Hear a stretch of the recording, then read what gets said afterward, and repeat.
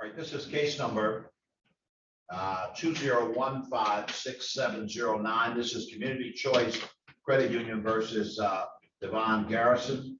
The matters before the court on petition and order to show cause.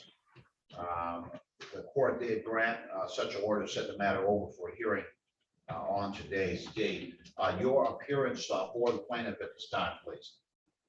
Yes, good morning, Your Honor. Stephen DeLuca on behalf of the Plaintiff Community Choice Credit Union. My P number is 270009. All right, thank you. Good morning to you, counsel. I'm looking now for Devon Garrison. If you're on the Zoom, please say something at this time. Yeah, I am. Good morning, everyone. Good morning, Judge.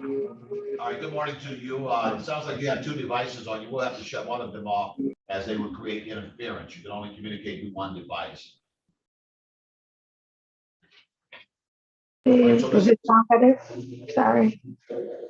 That seems a little bit better, Ms. Garrison. Thank you. Good morning to you. All right, so this is a petition in order to show cause regarding a judgment that was entered in this matter, and I believe that this is an effort to collect or to claim and deliver with regard to a certain motor vehicle. Counsel, why don't you go ahead and update me regard to where this matter is at this time, sir? Yes, thank you, Your Honor. The parties had entered into a conditional dismissal on July 26, 2021. And under that conditional dismissal, we agreed that Ms. Garrison could keep the subject property, the 2014 Ford Fusion, so long as she made the required payments. Those payments were essentially for her to pay $300 per month starting in July 2021, and $300 per month until paid in full. She also was required to make a one-time $1,500 payment on September 12, 2021, and another $1,500 payment on December 12, 2021. The defendant only made two $300 payments, and so we filed an affidavit of noncompliance and asked the court to enter a claim and delivery judgment against her. In addition, we filed a motion to reinstate the case to enter the claim and delivery judgment and serve the defendant with that. There was a hearing on February 8, 2022 on that motion. I don't believe Ms. Garrison appeared. We obtained the claim and delivery default judgment on February 8, 2022. In that claim and delivery judgment, Ms. Garrison was ordered to surrender the subject vehicle, the 2014 Ford Fusion. We served that claim and delivery judgment on the defendant by first-class mail on February 17, 2022. Not having obtained possession of the vehicle, we then filed the motion for an order to show cause for Ms. Garrison to appear today and show cause why she shouldn't be held in contempt of court for failing to surrender the vehicle. And so at this time, yes, we would be asking for possession of the vehicle. All right, Ms. Garrison, you understand where things are in regard to this matter, ma'am?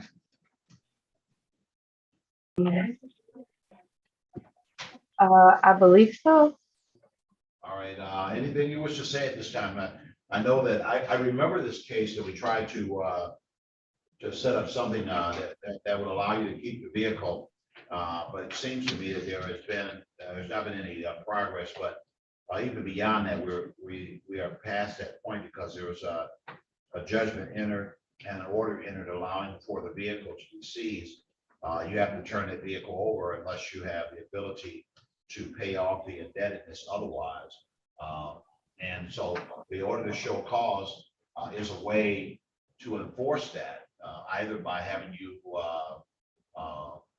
arrested and detained and all those kind of things. And I don't think that we want to get into all of that. So what is your what is your intent as it relates to surrendering this vehicle, ma'am?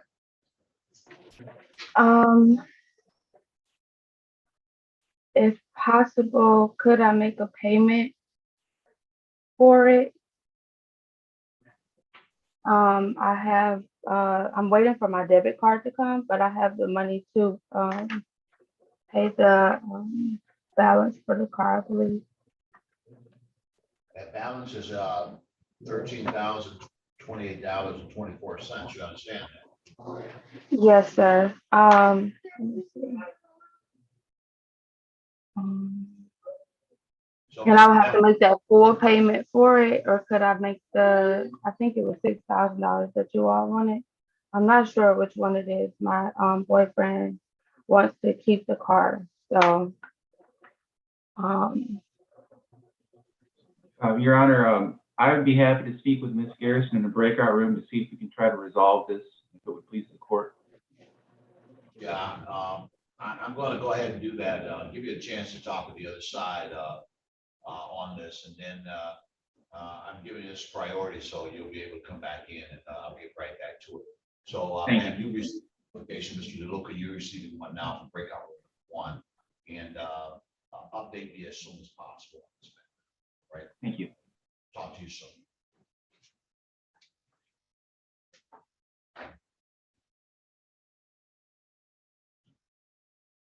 All right, the court now calls case number 21-164-937. This is Andrea Wilson versus Nationwide Mutual Fire Insurance. The matter is before the court, set on for a pretrial conference on today's date. The court previously issued a scheduling order regarding this matter. It's set for pretrial review at this time.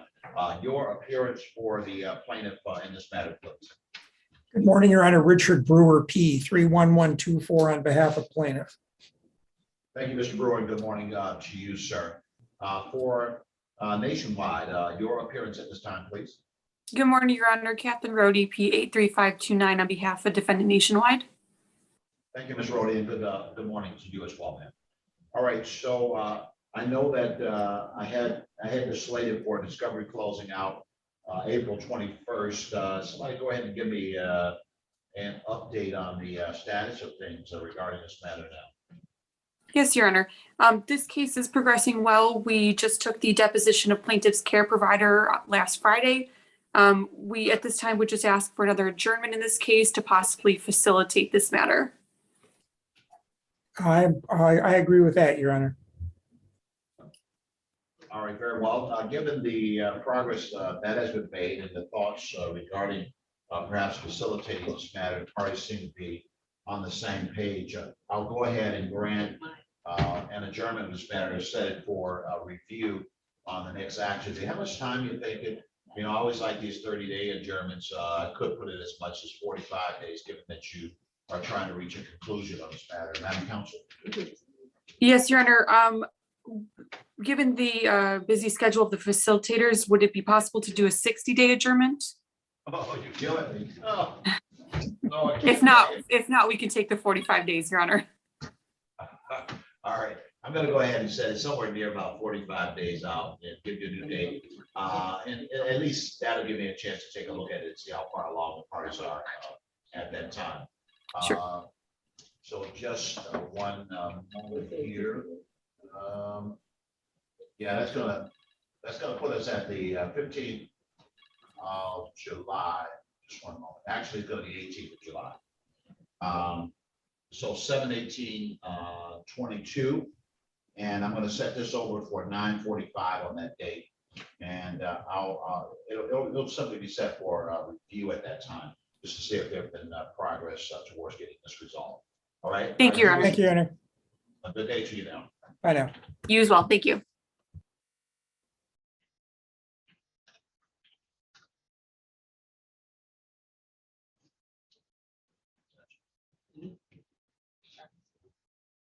The court now calls case number 21-165-325.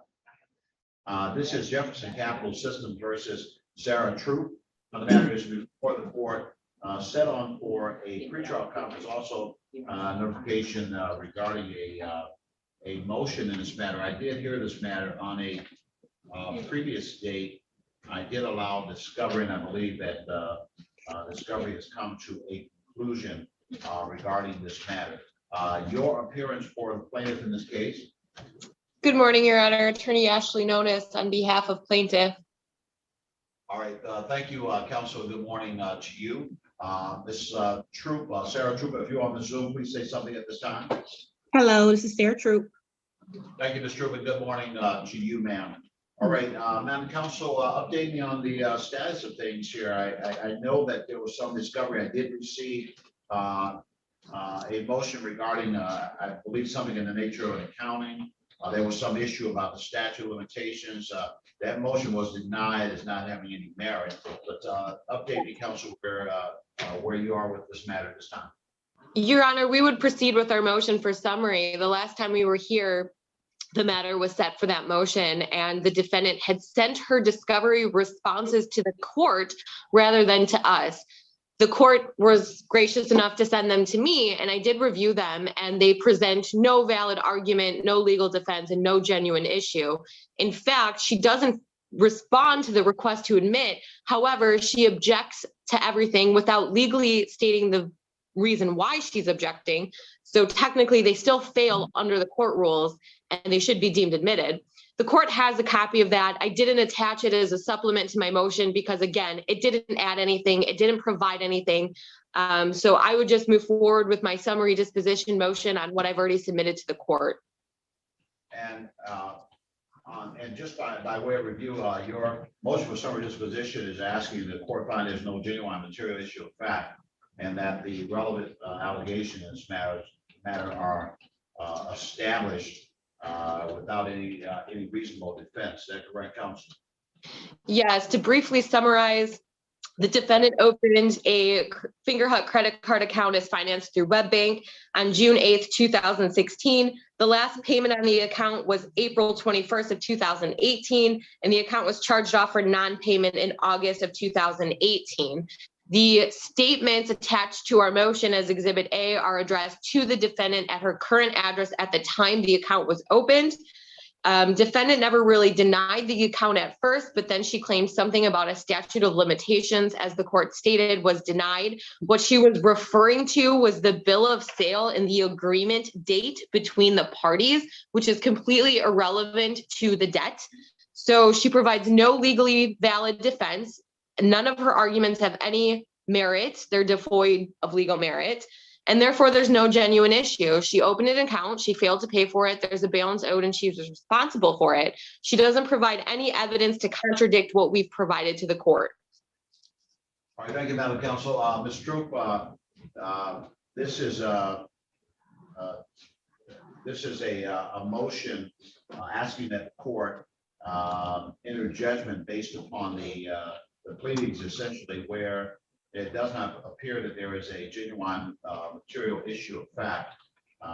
Tell me what your thoughts are about this matter in relationship to the motion now. Your Honor, I would only ask the courts to possibly from the documents that they provided, where it says merchandise and all the purchases.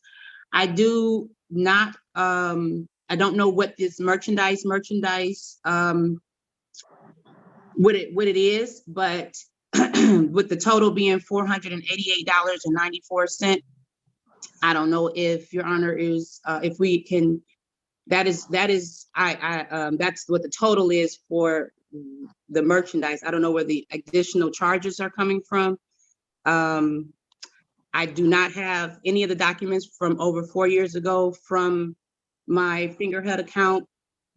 I've moved 3 times since then, so I just don't have anything that shows that the amount that they're requesting, that is not accurate. But after all of the payments that were made, that was the total is $488.94, and I was hoping that we could come to an agreement for that total. Absolutely not, Your Honor. In Exhibit A, the first sheet that she's referring to is just a ledger breakdown, then attached every single statement. Let me stop you for a moment. I'm going to put the two of you in a breakout room and see if you can reach a resolution. Based upon looking at this case, I don't see anything regarding the $400. It seems like the claim here is in the nature of some $1,200, approximately $1,300. Sometimes the parties can find a way to compromise on some of that, but I don't see anywhere where $400 and something is it relates to this claim in any kind of way. So I'll give you a shot at talking about it. It doesn't seem that there is much here by way of a defense. But if you want to talk about whether or not you reach agreement and then reach an approach as to how it could be paid on a either in total at one time or on some kind of payment plan, then I'll give you a moment to talk about that. And Notice you will have priority, you and Ms. Troop, when you come back in. So if I'm dealing with something else, I'll come back to your case to try and address whatever your issues may be. So Ms. Troop, you have a chance to talk with Ms. Notice. Ms. Notice with Ms. Troop to see if you can reach a resolution, because it doesn't appear that there is a genuine issue of fact as relates to the claim itself. It seems there may be a challenge as to the amount, and the parties can talk about that. But that amount is definitely not some $400 something. If anything, it's just a discussion about whether you could compromise on some of the numbers to try to resolve. All right. So I'm go sorry, ahead. Your Honor. I'm sorry for my confusion. I was just saying that after I calculated all the merchandise and the payments, that the total amount was 488 after all of the payments were made. That's all I was saying. Yeah, well, I understand the argument. Oh, okay. Okay, Your Honor. I'm sorry. I didn't want to say I was, I knew what they were asking. I was just saying that the merchandise and plus the payments was the total afterwards was only 488 left. Yeah, well, it seems that with over time and interest and et cetera, and whatever else may be involved here, substantially more than that. But you may be able to talk about a way to get it resolved at some amount less than the total amount. But that's up to the parties to talk about it. So take a moment to see if you can get that resolved. Okay, I'm going into the room now. And come back in when you're ready to talk to the court. Good day to the two. Thank you.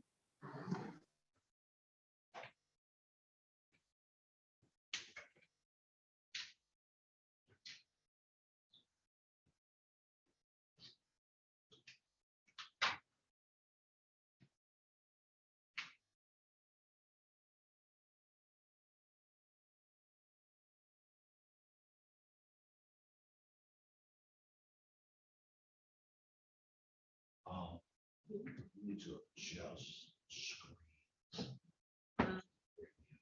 Oh, I thought we must have.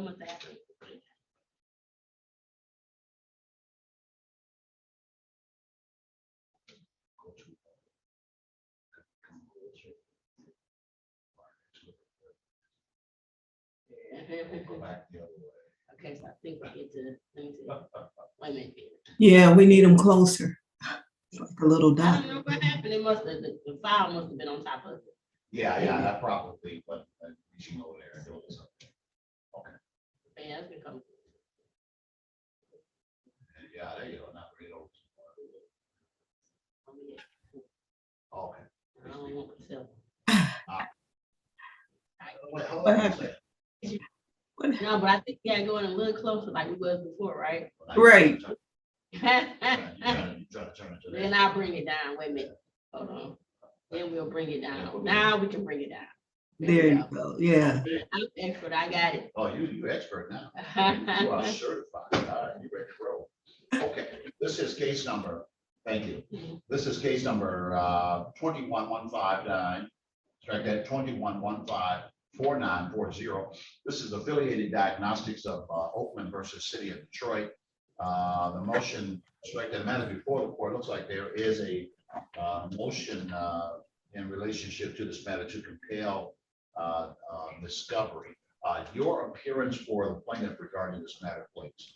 Good morning, Your Honor. JB Law on behalf of the plaintiff. My P number is 63110. Thank you, Mr. Lowe. Good morning to you. For the City of Detroit, your appearance, counsel. Good morning, Your Honor. Gregory Pattison, P75963, here on behalf of defendant. And Your Honor, I actually believe that motion was resolved at our last hearing. I believe that the court did deny that motion. So I believe today is strictly a pretrial conference. Yeah, that is my understanding as well, Your Honor. As it came out of my mouth and I looked up and saw the two of you, I said, wait a minute, I've already ruled on that motion. So for sure, we are on the same page here.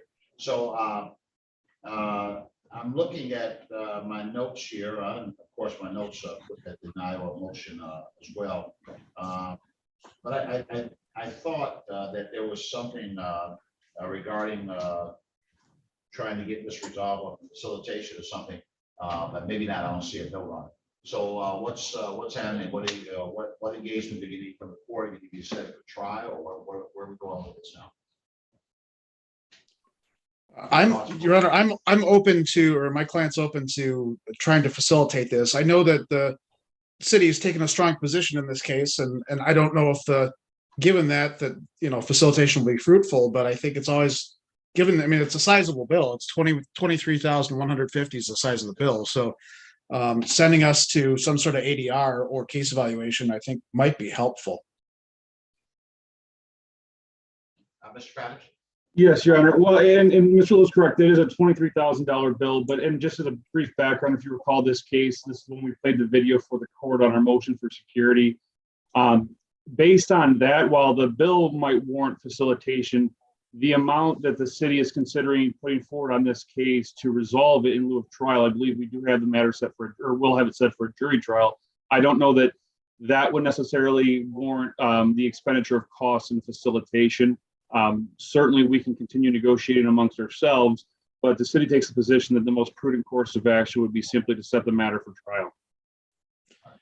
And I tend to agree with that. I certainly don't want to put good money, after bad. And if the city is going to take the position, which I certainly understand, Mr. Patterson, I have cases where that position's not taken, but my client's certainly won't be willing to settle for pennies on the dollar. And it seems like the city's not willing to pay for more than pennies on the dollar at this point.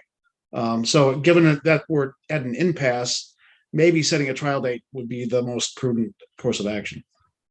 All right. And so you see graphically one of the reasons why the court engages the attorneys on the direction of matters. This is a really classic way of looking at that, because in the end, the two of you experienced lawyers agree on the general direction that the case should take. And the court can always come down and say, I'm going to do it this way. But when you have persons who are involved that have some experience in collegiality, there are times that you just can't bridge the chasm.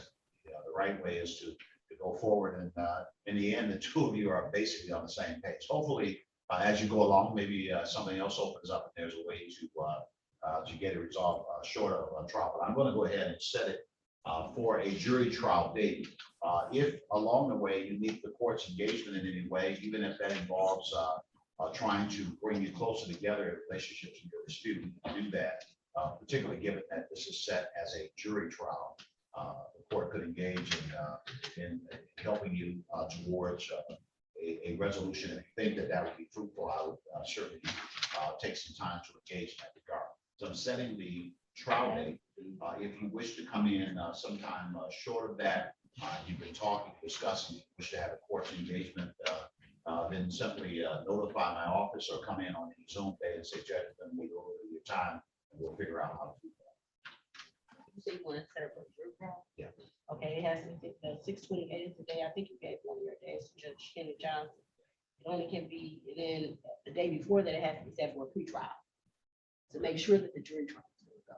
So Well, we already got the 6/28. trial set, so I need a firm. The date that they want to, so she wants to, 6/28 is the day that you have available. But I think you gave that to Judge Kenny Johnson. I think you're gonna have to move. I don't have the new dates. I don't have to give you new dates. I think you have to. Let's go ahead and set it for 6/28. I'll figure out a way. Okay, so 6/28. Your Honor, I'm going to be in Strasbourg, France for the European Young Bar Association conference that week. Is there a chance that we could move it a week later than that?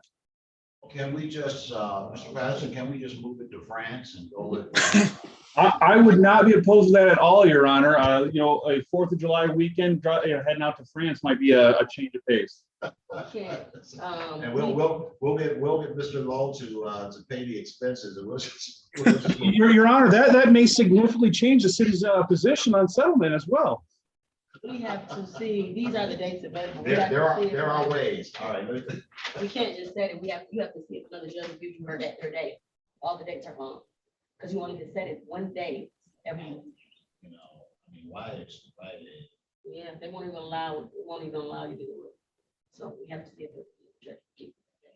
Hold on one second. So Your Honor, moving beyond that, I'm fairly wide open the month of July, with the exception of the weekend of the 11th to the 15th, that I'm absolutely booked. But beyond that, I'm fairly wide open for the month of July.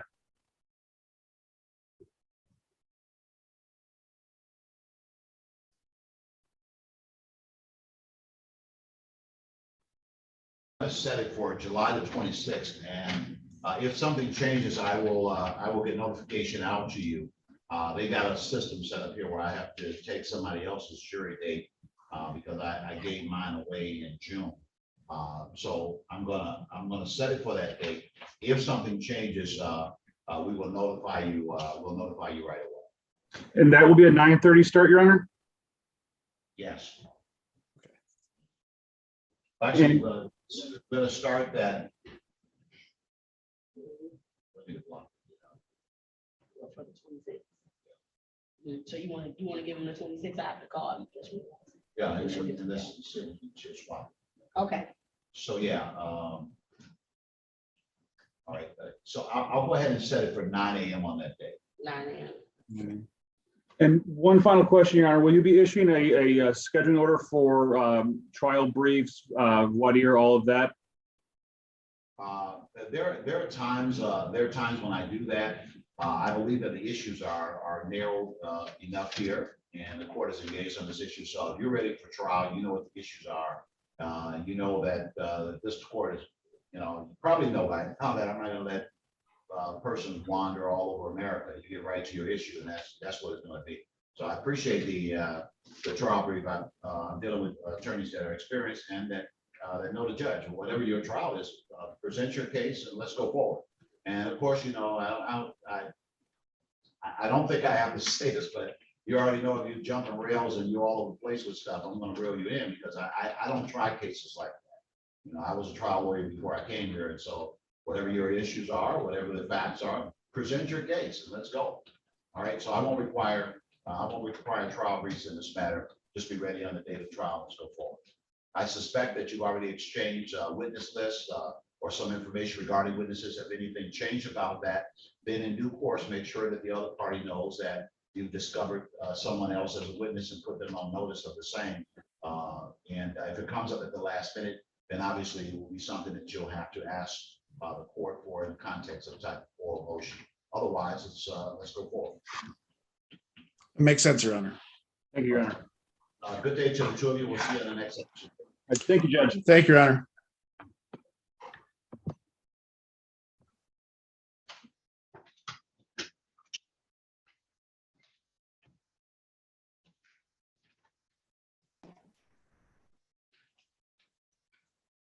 All right, this is case number. We're back on the record regarding the suffix 5325, that's Jefferson Capital versus Sarah Troop. Welcome back, Ms. Troop. Welcome back, Ms. Notice. Ms. Notice, update me at this time, Madam Counsel.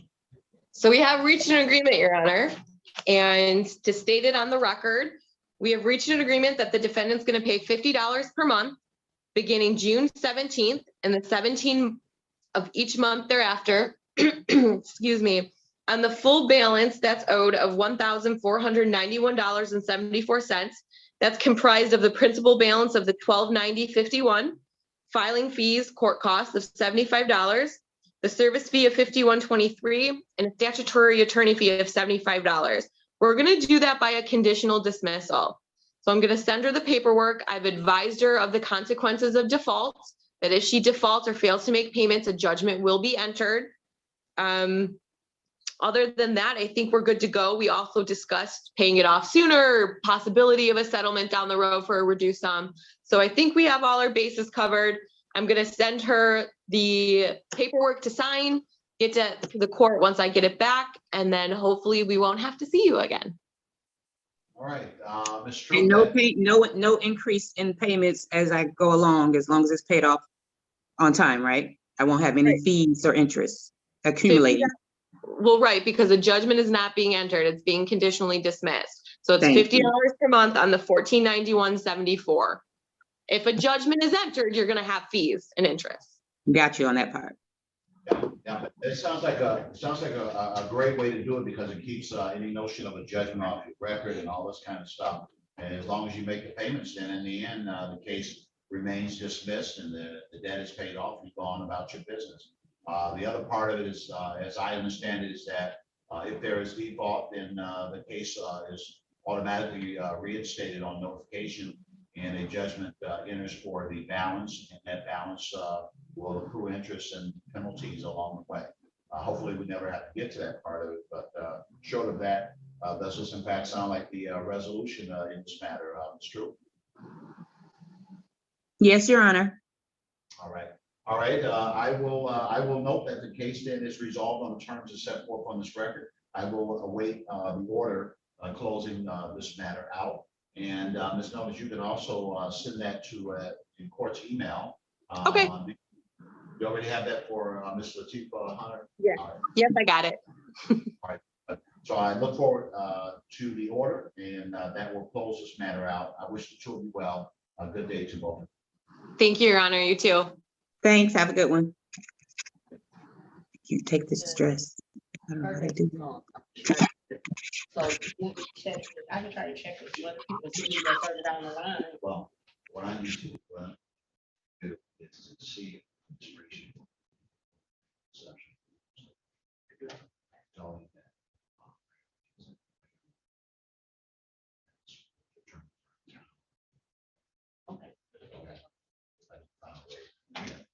Okay.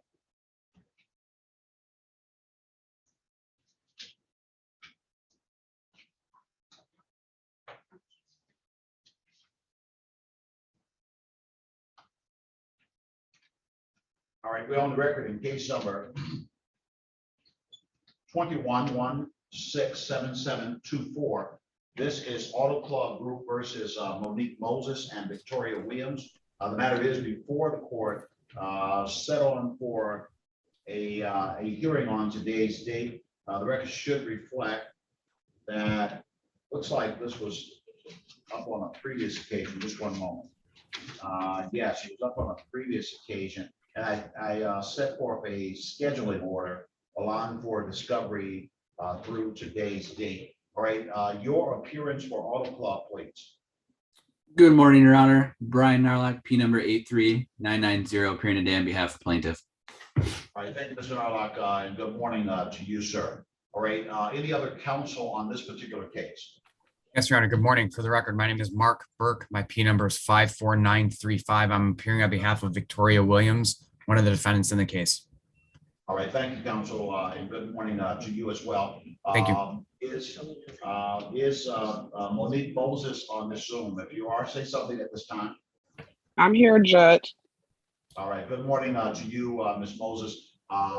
Ms. Williams, I know you're represented by counsel. If you're on this Zoom, say good morning, Ms. Williams. Yes, I'm here, Your Honor. Good morning. All right, thank you, and good morning to you. All right, somebody go ahead and update me on what's going on here for Auto Club, if you will. Your Honor, I believe we're here. A couple things. I think defendant Monique Moses, it looks like we have not received an answer. So I'm not sure. I know that we did propose and send in a default judgment with accordance to her. And I also would note for the record that we are here today on defendant's Williams' motion for summary disposition regarding this matter. So somebody's having some feedback issues, so stay on mute unless you're speaking so that we can avoid the feedback issues, if you will. All right, so I see an answer regarding Ms. Williams. Ms. Moses, did you file an answer to the complaint in this matter? Didn't get a chance to. Well, you know that puts you in default regarding this matter. Why didn't you submit an answer, ma'am? Right now, I'm currently in the process of moving, and the address that you send and everything is a relative address. All right, well, the most important part of this is the complaint that was filed against you and you were supposed to answer that within 21 days, at the latest 28 days. And of course, that's been a long time ago. Just one moment, just looking at a couple of things here. I'm sorry, Judge. I don't even know how to go by even putting in any type of motion or the paperwork that you're asking for. All right. Well, I mean, the challenge here, Ms. Moses, of course, is that whether you understand the process or not, when there are legal consequences, those consequences still apply, whether you understand the process or not. It looks like this is an issue where I believe that there was a car accident or something, and some damages occurred, and you're being sued for damages that occurred. Is that what you understand about this? Yes. All right. I'm going to give you a moment to talk with the other side on this in a breakout room. They're moving for entry of a default judgment, and that default judgment is in excess of $4,000 that covers the cost that was paid out for making repairs, and that's $4,672.05. So in a moment, I'm going to send you in to talk with the other side to see if there is a resolution that can be reached, and if not, the likelihood is that there would be a judgment, and then you'd have to find a way to file a motion to set that default aside. But if you can come to some type of compromise, and maybe there's a way for you to get it resolved today and know what you got, know what you'll be dealing with going forward. So I'm coming back to you, Ms. Moses, shortly regarding the implications of that matter. I have received the defendant's motion for summary disposition in this matter, and so now I turn to you, Mr. Burke, in regard to this matter when you filed your motion for summary disposition. You may proceed on that motion at this time, sir. Your Honor, thank you very much. Again, Mark Burke appearing on behalf of defendant Victoria Williams. My P number is 54935. Judge, the parties were in court on March 16th, 2022 for a status conference. I don't know which attorney for the plaintiff was there, but my client, Ms. Williams, was there. She was acting in pro per. At that time, Your Honor indicated that a motion for summary disposition could be filed and heard on today's date. Subsequently, Ms. Williams retained my services. I filed the motion. I looked at the documents. The one thing I will note, just to begin with, just right out of the gate, is if you look at my client's answer that she prepared and filed on her own, which I believe was very, very well prepared. She indicates in paragraph 5, my vehicle was not in a motor vehicle accident. My plate was taken without my knowledge.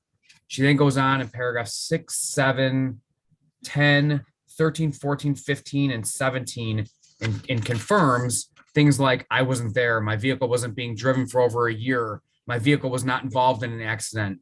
I have no knowledge of the accident. I was not involved. She even says here, paragraph 17, I did not own the vehicle in the accident. My vehicle has not been moved in over 2 years.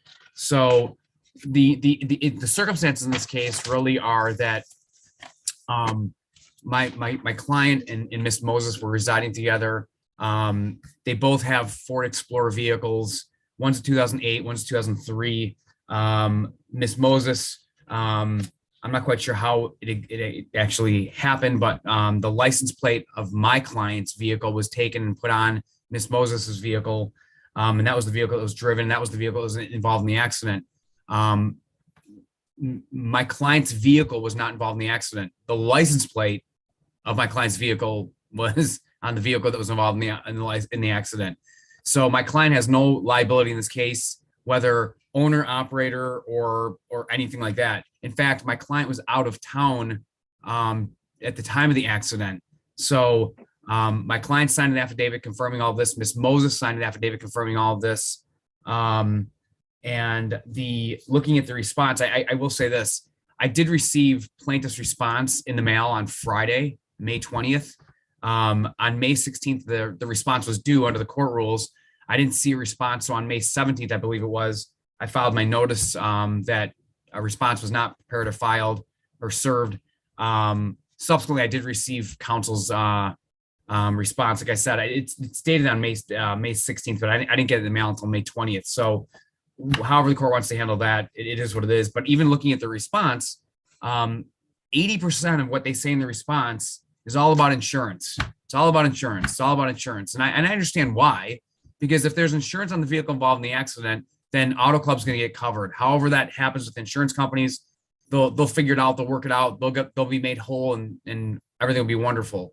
But the problem is, if Miss Williams' vehicle was not involved in the accident, she could have had all the insurance in the world and it doesn't matter. Or she could have no insurance in the world and it doesn't matter.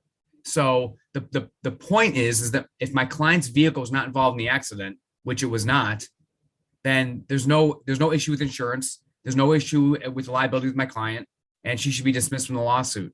If there's a default that's going to be entered against Miss Moses, so be it. If she can work things out with Auto Club, that's great. But my client has no liability or culpability in this matter whatsoever. She was not involved in the accident. She was not an owner and operator of a vehicle in the accident. She wasn't even in town. Her car wasn't even operable at the time of the accident. I think it was December of 2020. December 19th of 2020 was the date of the accident. So You started to eat yourself, so wrap it up. no problem. That's all I wanted to emphasize, Your Honor. I appreciate that. Thank you. All right, thank you, Mr. Burke. Sure. All right, Mr. Norlock, no owner operator of a motor vehicle, a plate that may have belonged to the defendant Williams affidavit saying that she never voluntarily surrendered a plate to anybody, et cetera, et cetera. Your response as to the ground of this motion, sir. Your Honor, we did file a response on the, looks like last Monday, which again, yes, it may not have been received until this Friday from brother counsel, but it was filed. And our basis really is the fact that we attached in Exhibit 1, the traffic crash report, which clearly states and shows that the vehicle that was involved in the accident was Victoria Williams 2003 red Explorer. So we believe there is a question of fact based on that. The crash report's indicating one thing, the defendant's saying another thing. So the basis for the denial of the motion here today is based on that traffic crash report. Well, the traffic crash report doesn't establish ownership. Title establishes ownership. That's correct, Your Honor. But we're also that's indicating that if that vehicle was involved, which the defendant is stating that was not the vehicle involved, that vehicle also is registered to Miss Williams, which is shown in Exhibit 2. So the position is that the traffic crash report is correct. The 2003 Ford Explorer, red Ford Explorer, was involved in that accident. The defendant was the registered owner of that 2003 Ford Explorer. And based on the fact that the defendant has failed to provide any type of insurance information under MCL 500.3101 as required, also under MCL 500.31771, an uninsured motor vehicle, plaintiff may recover all costs incurred result from an accident and damages incurred from either the owner or the registered owner of the vehicle. So it's plaintiff's position that there are questions of fact with regards to whether or not A, the defendant's vehicle was the actual vehicle involved in the accident, and B, whether or not there was insurance on that. We did supply and request through discovery a copy of said insurance documents. The defendant has not provided those. She does state in her request to admit plaintiff's request number 2 that there was a policy of no fault insurance on that vehicle, but that policy, that insurance policy has not been provided to the defendant. As counsel stated, if there was an insurance on that vehicle, this matter would likely have been taken care of by plaintiff. It looks like it would have been resolved. It has not been, and it's our position that because there are questions of fact that this should be this motion should be denied. All right, the second part of your motion would see significant play to the extent that the first part survives. Obviously, if the defendant is not the owner operator of the subject motor vehicle, then it would seem to me that granting the motion would prove it. It also seems that your reliance upon the accident report is somewhat unfounded. But Mr. Burke, in relationship to the ownership of the vehicle, you have not submitted a title or anything along those lines showing, in fact, that who the owner of that vehicle is as part of your motion, correct, sir? I did, Your Honor. My exhibits, included in my exhibits, are give me a moment, Your Honor. I'll point the exact ones. The exhibit C is the registration of the 2003 Ford vehicle that's owned by Miss Williams, and then exhibit D is exhibit E, Your Honor, is the purchase agreement for the 2008 Ford Explorer that was purchased by Miss Moses. That's the one that was involved in the accident. So I did include the retail installment contract as exhibit E, as well as the registration for the exhibit for the 2003 Ford Explorer. Got it. And together with affidavits respectively indicating ownership, correct? Correct, Your Honor. That's exactly right. Pursuant to those affidavits, it would indicate that Ms. Moses, on purchasing the Explorer, the 2008 Ford Explorer, did not subsequent to that time add Miss Williams to the title. Is that correct? I assume that's correct. I think they own their own vehicles. The good news is both Miss Williams and Miss Moses are on the hearings, the Zoom hearing right now, Your Honor. You could certainly ask either one of them that specific question, but that's my understanding.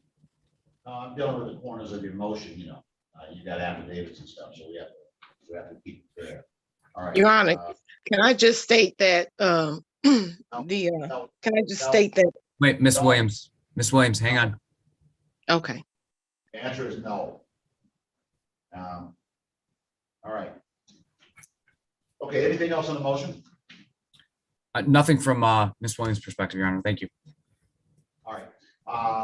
The court has listened to the argument with respect to the motion for summary disposition on behalf of Ms. Victoria Williams and has reviewed the affidavits and motions brought pursuant to MCR 2.116C10. It appears in this matter that the defendant's motion is well grounded and will accordingly be granted. Obviously, in granting the court's motion, the court relies upon the premises and the affidavits that have been set forth that establishes that Ms.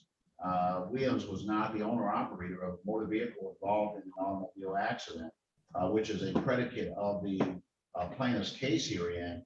That predicate falling under the weight of the affidavits and the various proof documents attached to the motion. The motion would then be weighty enough to bring this case to conclusion as it relates to Ms. Williams. There remaining no genuine issue of material fact, the court would grant judgment by way of summary disposition in this matter. The claim would be dismissed as it relates to Ms. Williams. Now, the caveat of that is obviously the extent to which the plaintiff in this matter could present to the court any evidence that that Ms. Williams is the owner of this vehicle. For example, if the plaintiff came up with a title that rebuts the affidavits in this matter, that rebuts the purchase agreement, or that addends the purchase agreement, showing that there was something subsequent that occurred that related to Ms. Williams becoming a owner of this vehicle, then the court would revisit its determination on this motion, because that is the crucial issue in relationship to this motion. So I'm granting the motion at this time, as it appears that all of the competent evidence in this matter would point in the direction that Ms. Williams was not the owner operator of the vehicle that was involved in the automobile accident. The only thing that that would seem to rebut that is the police report or the accident report. To the extent the accident report does not make reference to some document such as a title to establish that, then certainly the court could not rely upon the documentation of a automobile accident by way of a report. The affidavits are much more weighty, as well as the purchase agreement that Ms. Moses signed in relationship to the purchase of the vehicle that was ultimately involved in the automobile accident. That is my determination on the motion. Motion be granted. The court will sign the order attached thereto.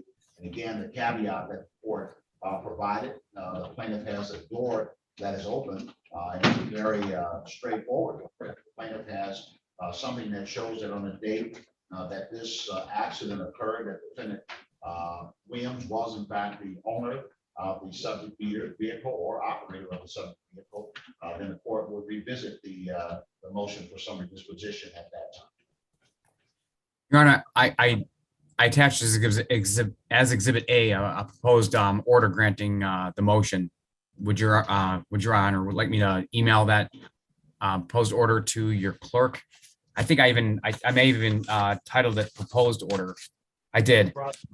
Probably can't see that signature on there, but that's it. I signed it already. That's Okay. That works out fine. All right.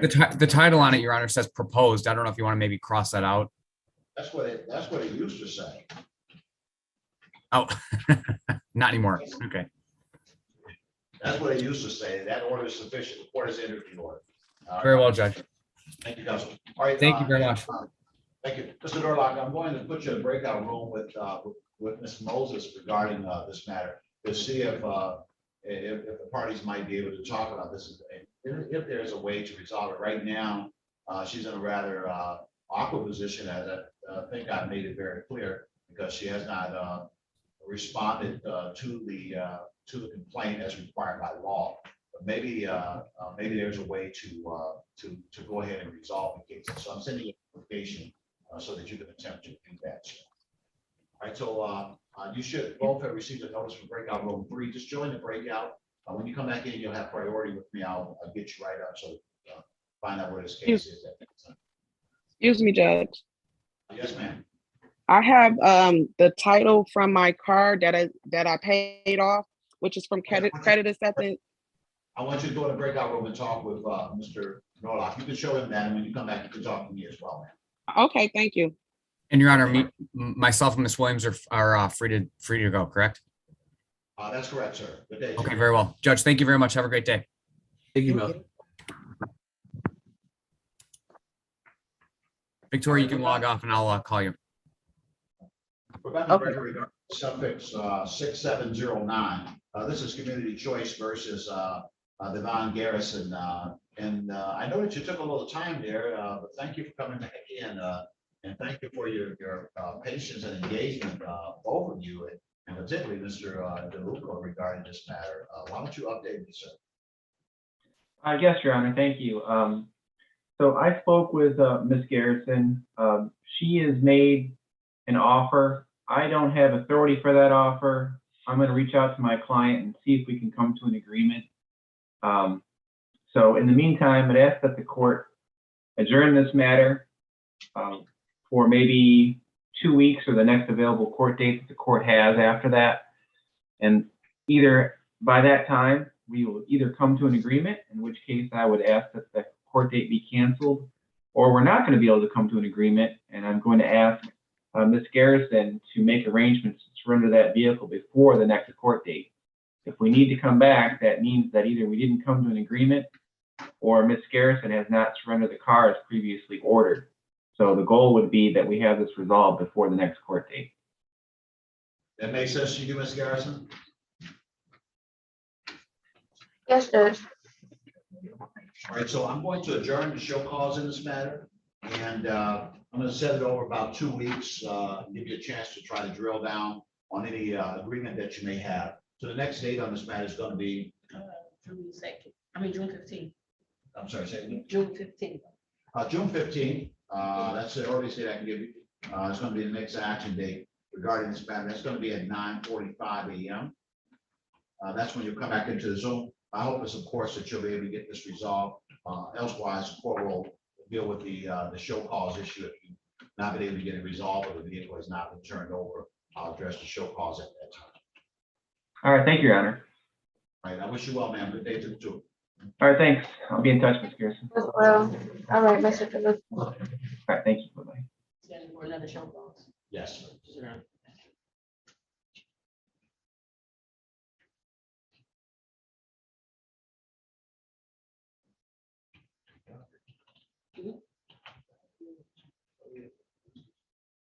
Ms. Flory, which matter are you on, sir? Hey, good morning, Your Honor. I'm here on Michigan First Rehab, Ronald Dawson versus Nationwide. I just got off the phone with Mr. Capone. He's coming into the hearing right now. Right. What's that? Oh, I thought I heard someone ask a question. I'm sorry. You heard my clerk in the background saying something. Hold on 1 second, sir. It was on, in the 348. That paperwork there for. That one, that's one That's file all right that city of Detroit stuff, right? there. Is that over there on your phone? Okay, so, yeah. Okay. I thought I was. All right. Okay, well, I have the file, Ms. Flory, so we're gonna see if the other side comes in. We'll give it a few moments. Okay, thank you, Your Honor. Yeah, Mr. Capone says he was running a little late. He should be in any moment. All right, not a problem, sir. Thank you. This is the one that has the jury trial. Yeah, I'm waiting on them to call me back. I called upstairs. They said.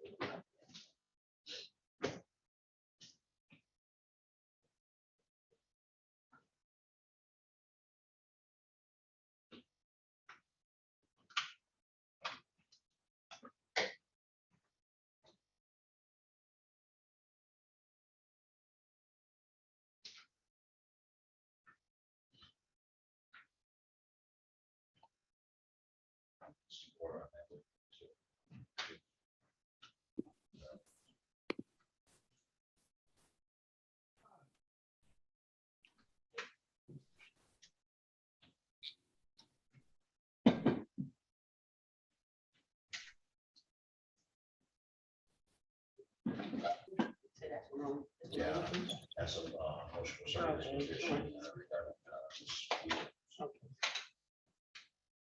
And the other side of the case.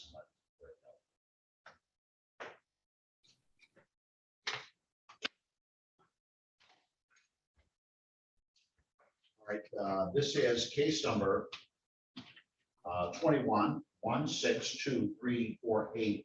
This is Michigan First Rehab versus Nationwide Mutual Fire Insurance. Today is date time set over for a review of this matter. It appears that the parties engaged in case evaluation and that the cutoff for response had not expired at the previous hearing. The court adjourned the matter over. Your appearance for the plaintiff regarding this matter. Yes, Your Honor. Connor Clardy, P8445, appearing on behalf of the plaintiff. All right, thank you, Mr. Corey. And for defendant in this matter, sir. Good morning, Your Honor. Kevin Capone, appearing on behalf of defendant Nationwide. Your P number, if you will, for the record, sir. Oh, I'm sorry. My P number is P82518. All right, thank you, counsel, and good morning to you. Understand that you are running around the place on Zoom, and we're a little bit behind here, so welcome. Yeah, All I right. apologize, Your Honor. Not a problem, counsel.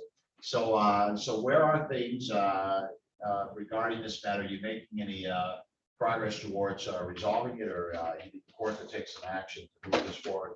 Talk to me. Look like Mr. Florida is ready to talk.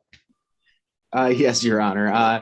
So I believe we have about, because the results just came in, so I think it's 28 days from May 19th. Am I right, Kevin? Yes, I believe that's correct. I mean, we went, case of L was on the 9th, I believe. Okay, so 28 days from the Thank you, from the 9th. So, I believe that gives us till June 6th. yes, and we have not yet had an opportunity to speak, Your Honor, in terms of whether or not our clients are going to accept case evaluation. I suppose the best course of action would be to wait until the next, to adjourn the matter until after June 6th. Although I can speak with Mr. Capone real quick and see where his client's at, and maybe we can go from there. All right.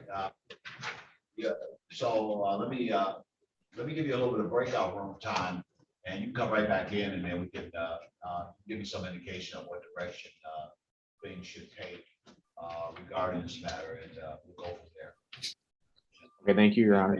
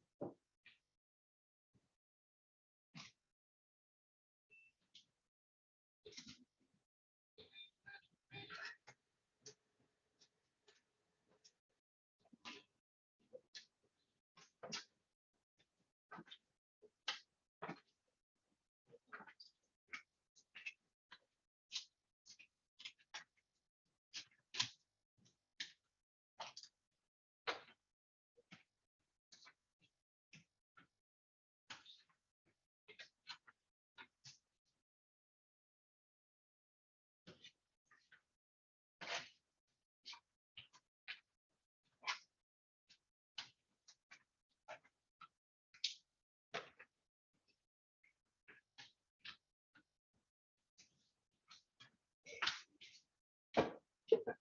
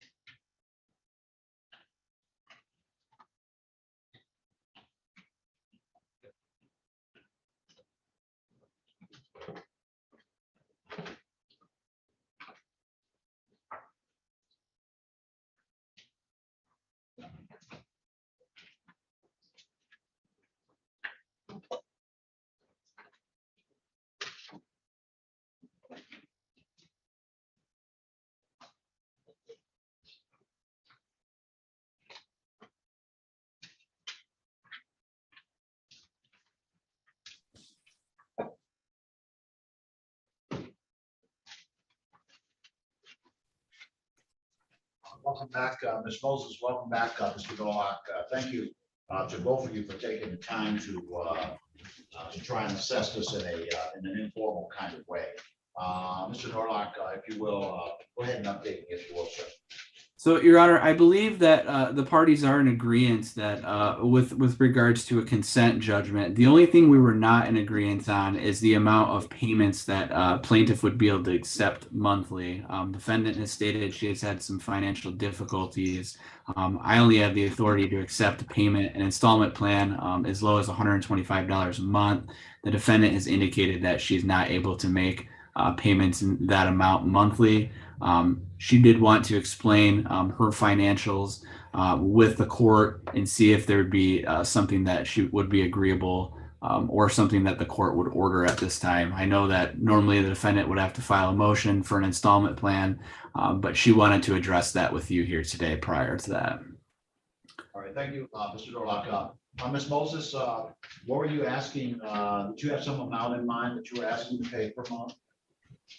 Yes. Right now I'm on a fixed income of $750. I am recently been diagnosed with MS, lost my sight, and I believe that's the time that the judgments or whatever were coming to the door.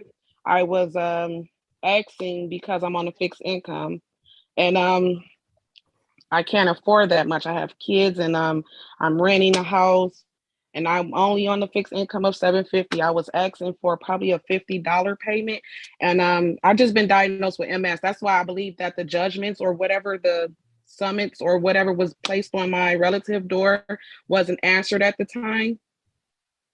Okay. All right, ma'am.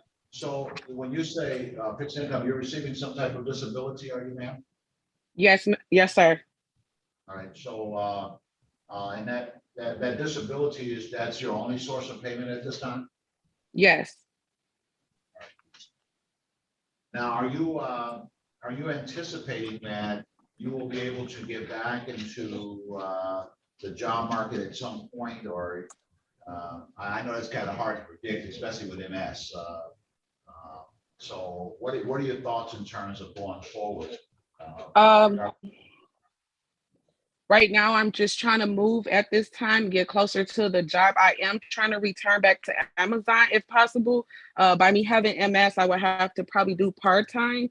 I am trying to return back to work if possible. But right now I'm on a fixed income and I'm just trying to, well, the MS is scared the heck out of me. I feel like I'm young and healthy and it just scared at me. And I'm basically trying to get back to my regular life, which is back working. That's where I was working at the time, Amazon, at the time of the accident. All right, very well, man. All right, so how long ago was your MS diagnosis, man? All I know it was back probably. Well, I'm talking about when the doctors told you what it was. About how long ago was that? A year ago? It was probably less than 6 months or 6 months at the time. It scared me so much, Judge. I lost both of my eyesight, and I was walking around the house, couldn't see anything. So the steroidal treatments have been helping in regard to the eyesight issues, correct? Yes, they gave me steroids, and I have to take some medication that they gave me, and some days I am not able to even get out the bed. Some days, so it's really hard for me. And by me being young, I try not to be so depressed. It's hurting me. I'm hurting really bad.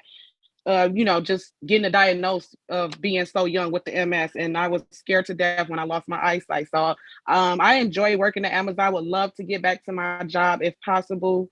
I'm just trying to fight this illness and hopefully get back to working. All right.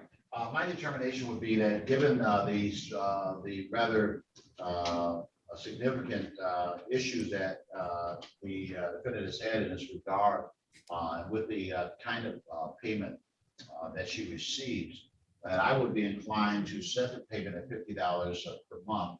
Then I'll review it in 6 months. But it seems that the disability issue came up recently, and that defendant has submitted to a course of treatment that may, in fact, work and stabilize the MS to such a degree that she would be able to look to other resources.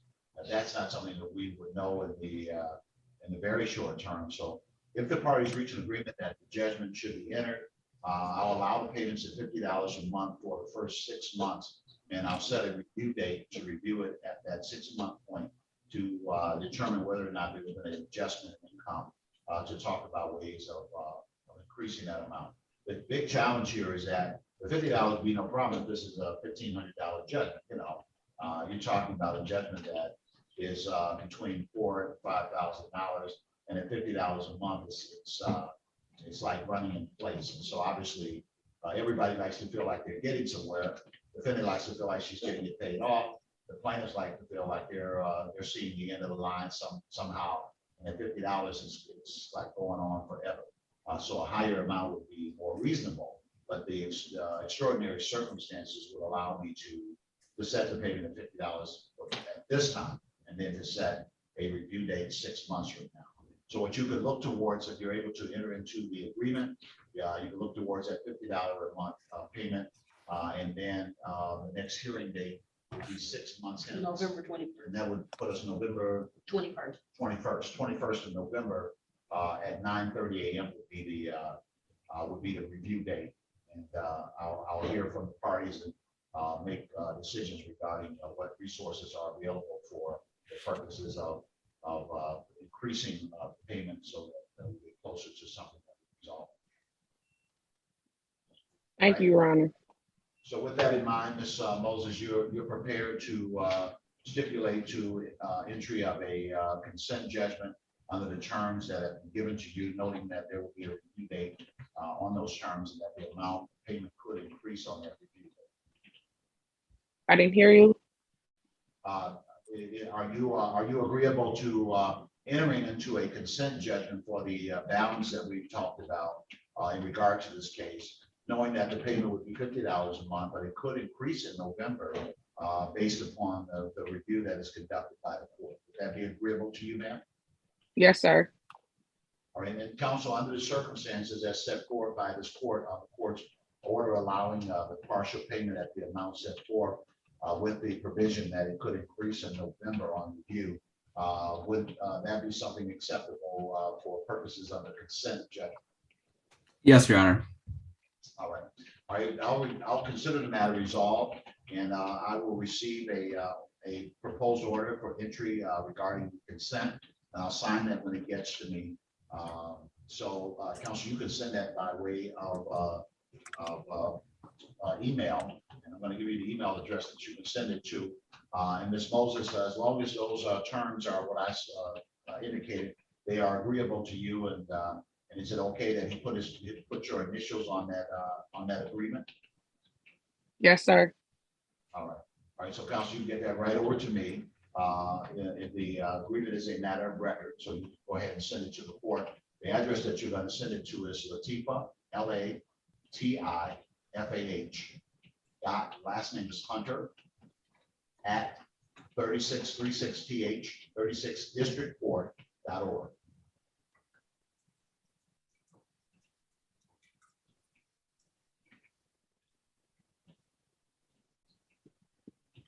All right. All right, thank you. And I look forward to the order. I'll sign it, and Ms. Moses, you'll get a copy of it. And it'll have an initial first payment date. That date is likely to be June 17th. Okay. Can you repeat that, Your Honor? What was the date you'd like that to start? June the 17th, first payment date. All right, and I'll sign the order when I receive it. All right, good day to the two of you. Thank you, Your Honor. Thank you too. Thank you. Thank you, Ms. Moses. Thank you. A moment, gentlemen.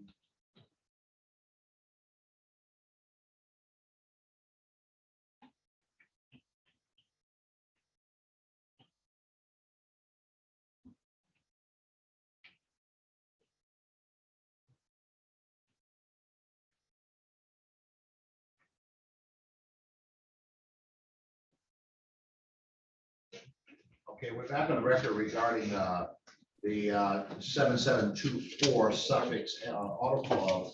Not strike that, I did it wrong.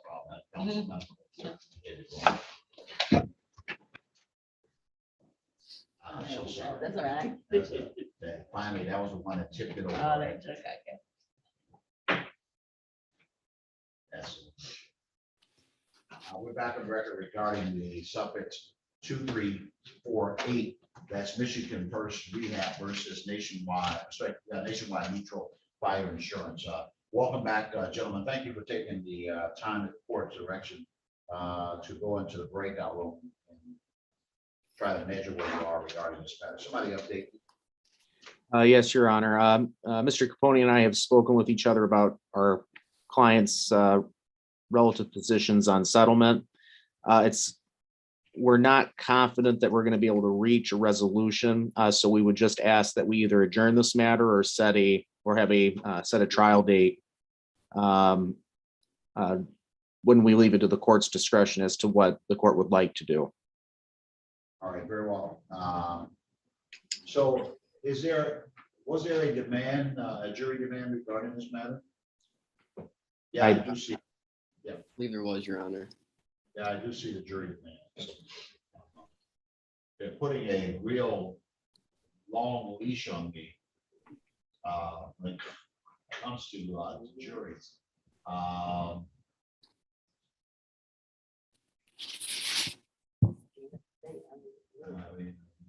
You know, she said she called me. I was trying to see if there was some other dates on here. Well, on this one, it's September.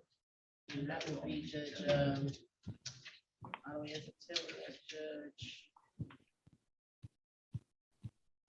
Traffic Judge, or he's gone, and Taylor, Okay, so give me one of theirs. 9/13. 9/13.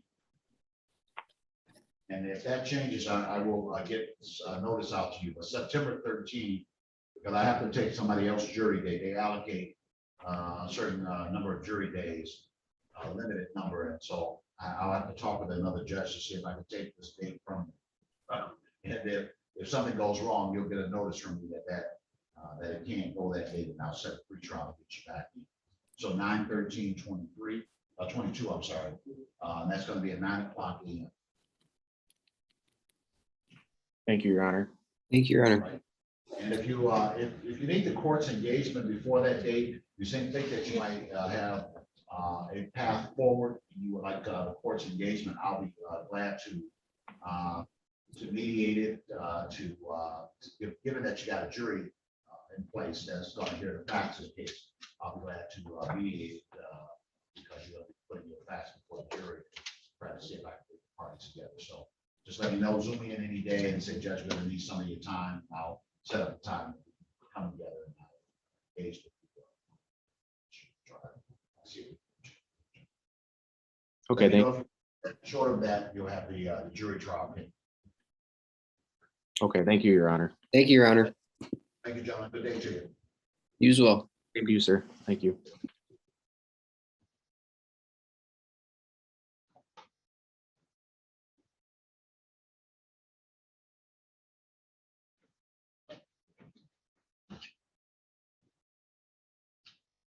All right, I see someone there on the iPhone.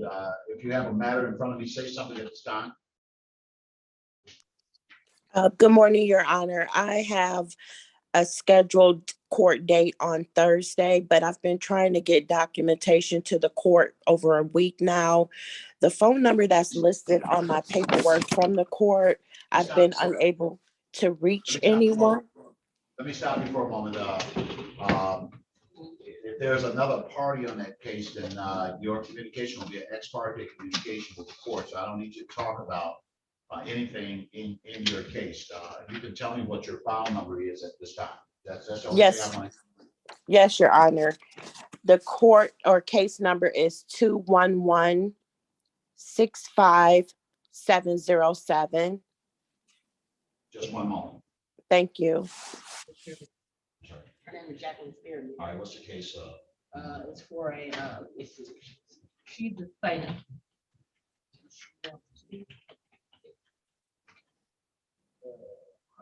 She has since came for pretrial. All right, yeah, your case is set on Thursday for a pretrial, ma'am. You have to appear at that time. Okay, I was just trying to didn't know if I needed to get the documentation to you as well. I did send it to the defendant attorney, Mr. Bouchard. If anything that you sent that's a pleading, like a motion or anything like that, you would file that also with the court. Otherwise, if you're just sending documents regarding evidence that you might present, you don't send that to the court, you just send that to the other side. And then. come to Thank the you, Your hearing. Honor. Thank All you. right. See you on Okay, Thursday. thank you. Thank you. Bye now.